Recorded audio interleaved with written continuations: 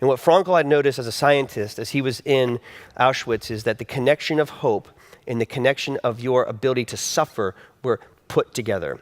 He actually proposed a theory, in the back half of the book is his theory. He goes that people need meaning. And he goes, and early on in the book, he goes, we as people search for happiness. But the thing is, happiness cannot be something that we generate. It has to ensue us. And what he says about happiness in our pursuit of meaning, it is something that has to come from outside of us. So what he would do as a doctor, he would tell people, think of a loved one, them looking down from heaven right now at you. What would they say?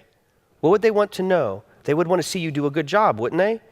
And he would even say at times when he was building railroad tracks in the middle of winter, 2 degrees with not the proper equipment and thinking, he would look up and see a picture of his wife and he'd have a conversation with her. And he said that hope got him through any amount of suffering. And Frankl's right. Hope that has a future and that's something that's outside of you will get you through any type of suffering. Now, what does Peter say regarding our hope? Yeah, God knows, but he says our hope is actually a person. The same thing that Frankl says, Peter says here. This is what Peter says here in verse 8. Though you have not seen him, you love him.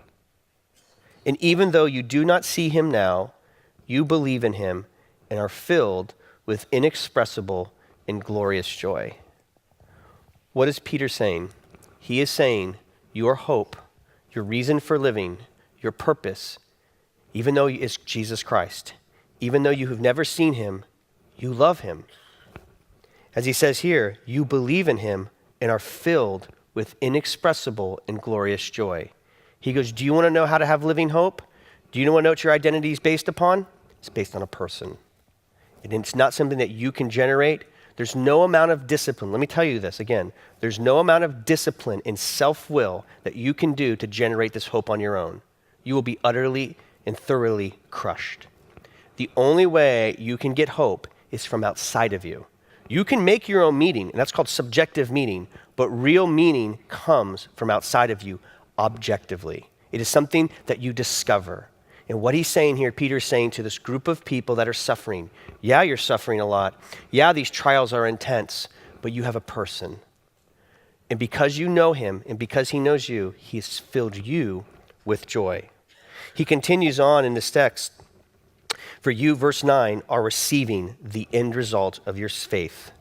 All our hope, all our longing, the end of our faith is what? The salvation of your souls.